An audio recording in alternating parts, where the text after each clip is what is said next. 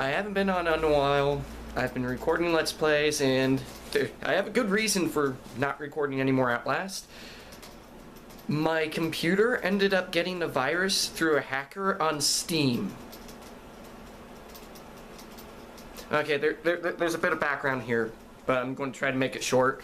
There is a Marvel puzzle game that I've been playing. They have tournaments.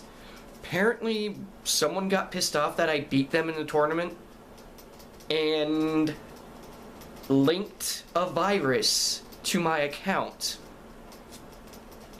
Because, why not? But the computer's doing fine now. It's been about 2 weeks.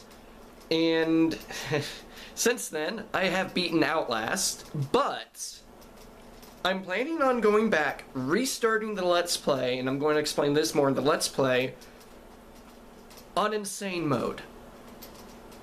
And suffice to say, I'm going to do a little mini review of Outlast.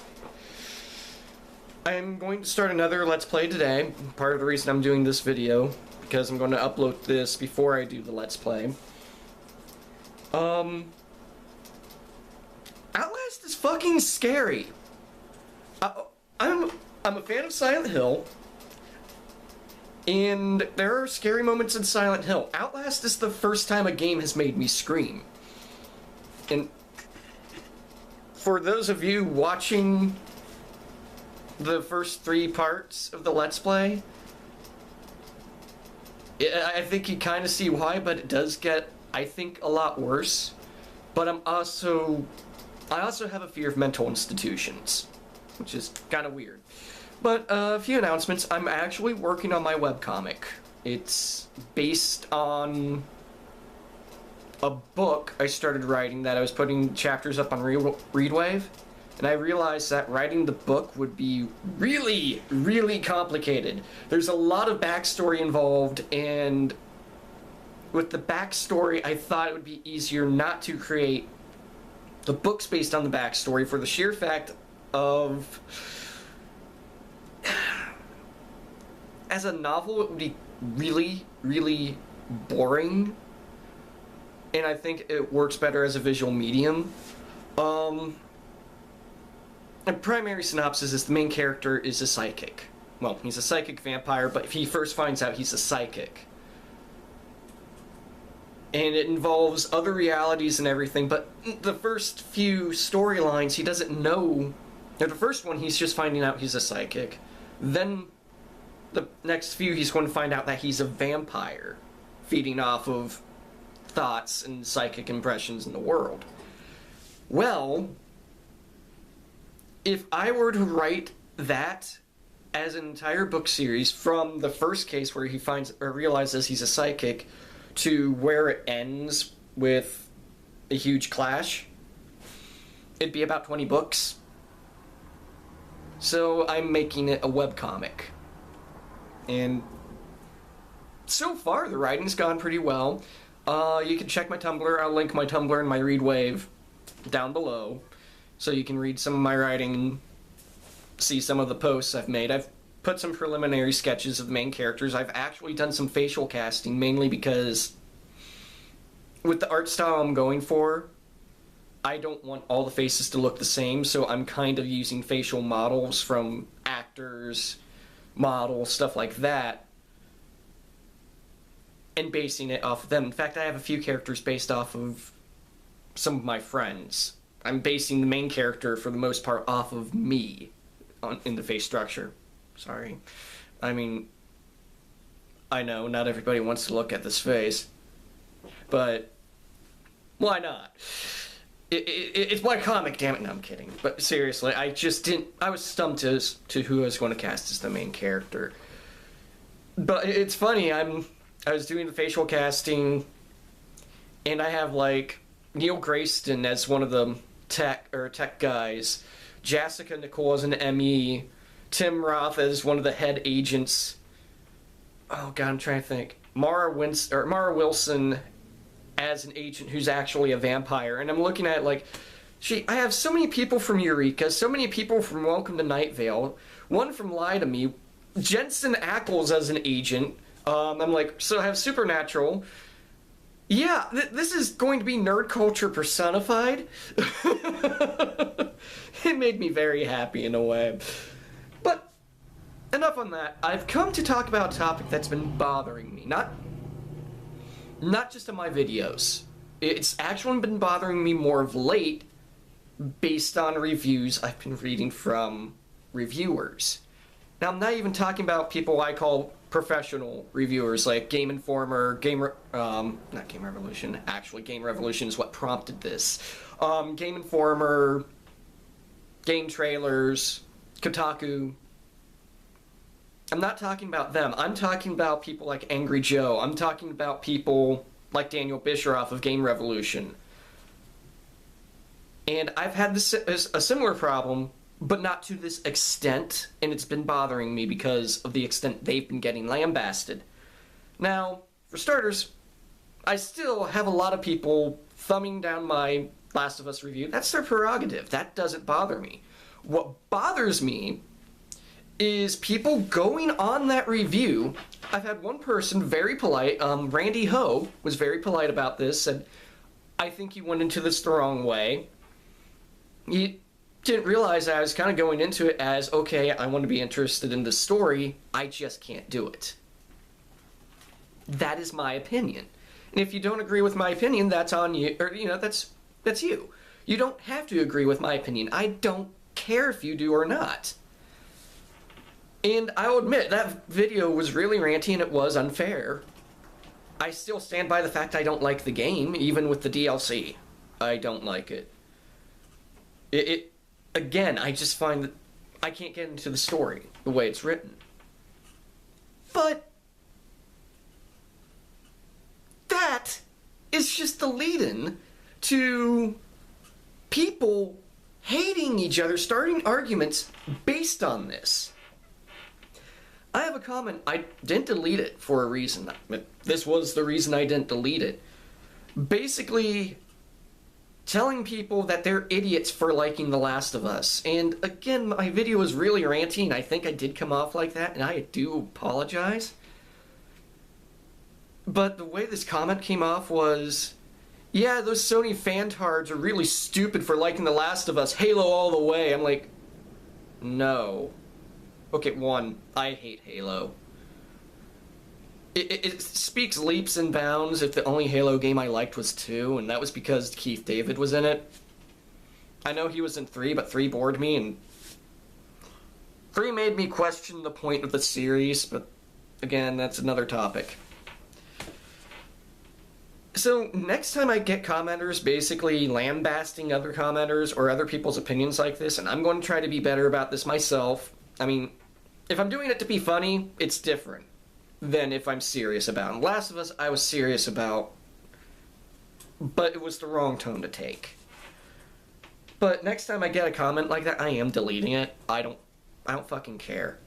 Okay, I don't want to start fanboy wars. I don't want to start, irate arguments because you have a different opinion from everyone else. I want a civil argument, and that's something I'm going to be leaning towards in my reviews.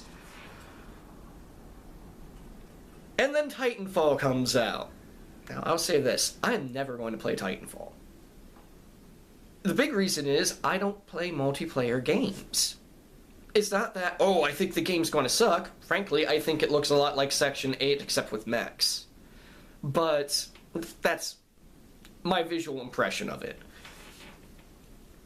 But it's a multiplayer game. There's no story mode, there's no single player, and frankly, I run into too many whiny, annoying gamer people, especially in my experience, Xbox Live. I had a friend playing Halo, and there's this guy constantly calling him, slang term for homosexual.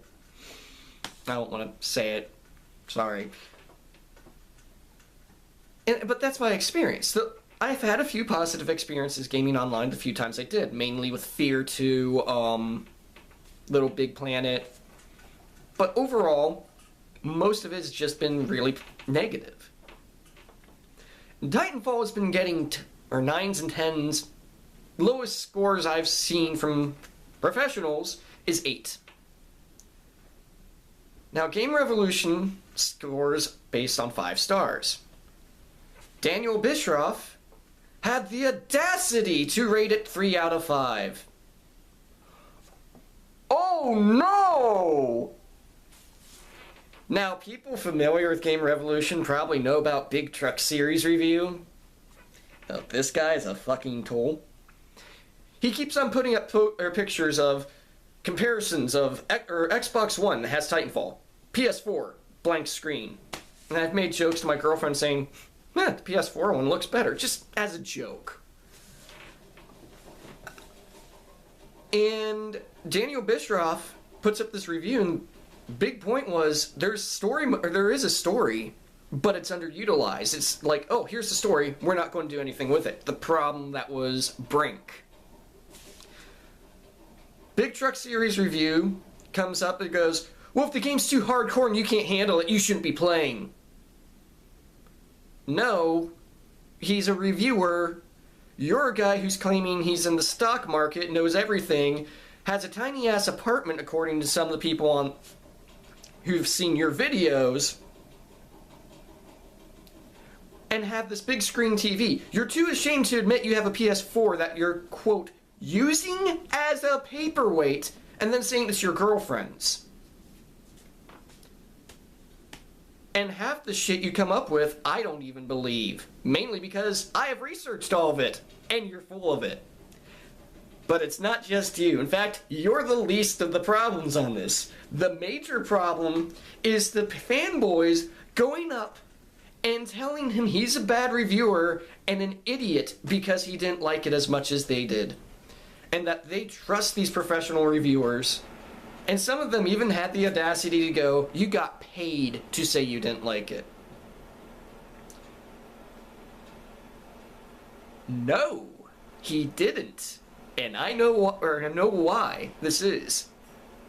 Jim Sterling, in his Titanfall review, does not review gameplay. He goes, oh, it's giant robots beating up on each other. Throws in $10 words and gives it a 4.5 out of 5. I still cannot tell you what the merits of the game are, other than it's robots fighting each other, based on his review. Oh, and the one thing he does say is the story's kind of lacking, but who plays these games for stories anyway? You're the reviewer. You're supposed to take into account that if there's an effort of a story, it's meant to be there. And you're saying who plays these games for story? Way to do your job there, Sterling. And you're supposed to be the best reviewer on the internet, according to you. Angry Joe. His review hasn't come out yet, and I've been reading some of his posts on Twitter and Facebook. He's not impressed. He's already kind of like, okay, the campaign mode, a multiplayer campaign, is like 2 hours long. I know this game's supposed to be multiplayer, but if you're going to put a campaign mode, even if it's multiplayer, why is it only 2 hours long? I mean, again, effort of a story that's not fleshed out, and it's over like that. But, and I'm not saying all reviewers are taking bribes. I'm not. Because, you know, there are people who genuinely like this game. One of my friends at my job, he is excited for it. He has an Xbox One. I have the PS4. And I've already said, yeah, I'm not really interested in Titanfall. He's like, oh man, it looks so fun. You know, I don't care. If he wants to play it, that's fine. But I'm not going to go up to him and go, no, you're a fucking idiot because you like this game, and here's why. Why can't anyone I know it's human nature to go against what you don't like. But when it comes to opinions, do you really, really have to go out with the name-calling and lambasting people? PS4, I'm playing Killzone Shadowfall, and I love the hell out of it. I know it wasn't, you know, the best received of the series. I know a lot of people are like, Dovahkiin, stop mooning people. Dovahkiin the Guinea-born. But, I like it. I think it's very interesting. secretly thanking the creators of the series that they are giving Johann Stahl more credit than Killzone 3 did, and thank the video game gods that Malcolm McDowell's not voicing him anymore because he was so fucking over the top. But and there's Sony fanboys going, Killzone Shadowfall is better than Titanfall, and frankly, I do kind of agree, based on what I've seen of Titanfall and the gameplay footage. But that's more or less because Titanfall doesn't interest me. So that's not really a fair judgment. But because people like Shadowfall, they're wrong about Titanfall. And they're idiots because they don't know what real gaming is.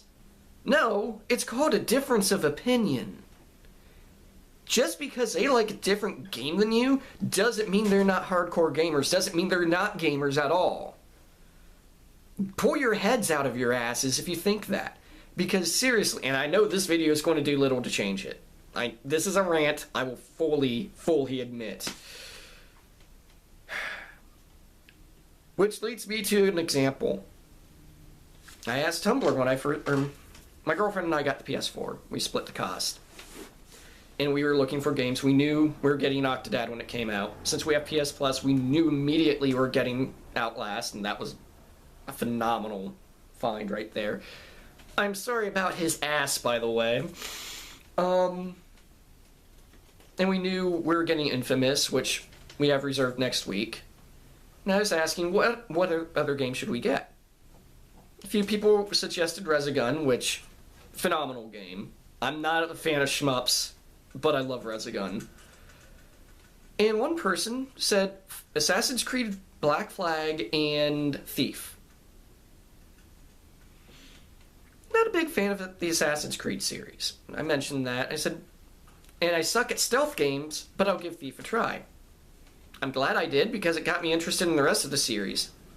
Mainly because I want to see how the rest of the series is better than this one, because this game sucks. If I'm quite honest, my point of view is not the stealth mechanics in it, it's the AI, it's the Dovahkiin, really. It's the writing. Like, at one point, I have guards standing out front of a church, or at this house. They're saying, we gotta protect him. Now remember, these walls are lined with traps, and there's mechanisms that are activated by giving away the whole schematics of the house right in front of me. Way to look over your security there. Loudly announced the traps. And someone did mention, you know, my mom works at a bank and people have done this. I'm like, yeah. When I was in the army, people did that when we were coming back from Iraq. Brilliant idea, by the way, telling people when we were leaving. But there. Now he's looking at the camera because he realizes there's something there. There's potential for a good game there. There really is. Too bad it's Dishonored Light. Let's be honest here. You have, in Dishonored and Thief, a deadly disease that makes people act crazy. Which, really, the gloom. Really reaching out there, kind of like naming the city, The City. What are you, the Powerpuff Girls Steampunk Edition? You have the blind woman who knows everything about the city. You have a brothel level. A fucking brothel level. Though I will give Thief credit. At least Madame Jojo may be a man. I thought that was an interesting twist. Because finally, a transgender character. It's like The Last of Us. I can't really be mad because they have a lesbian character, but I'm kind of... It seems gimmicky to me. But I haven't played the DLC, so that might be why. But yeah, I'm going to do a full review of Thief later on. I want to beat the game before I go into how bad it is. I don't want to say the... It's not an F game, it's a C game. It's average, but what I was expecting from people talking about it, I'm very disappointed. That's why I'm kind of saying it sucks. But I'm going to do a review of that later, and a full review of Outlast. But right now, I just want to say, keep other people's opinions in mind, just respect them. just because they don't like Titanfall or The Last of Us or Killzone or whatever doesn't mean they're any less gamers than you. And I will see you guys later. Dovahkiin, damn it!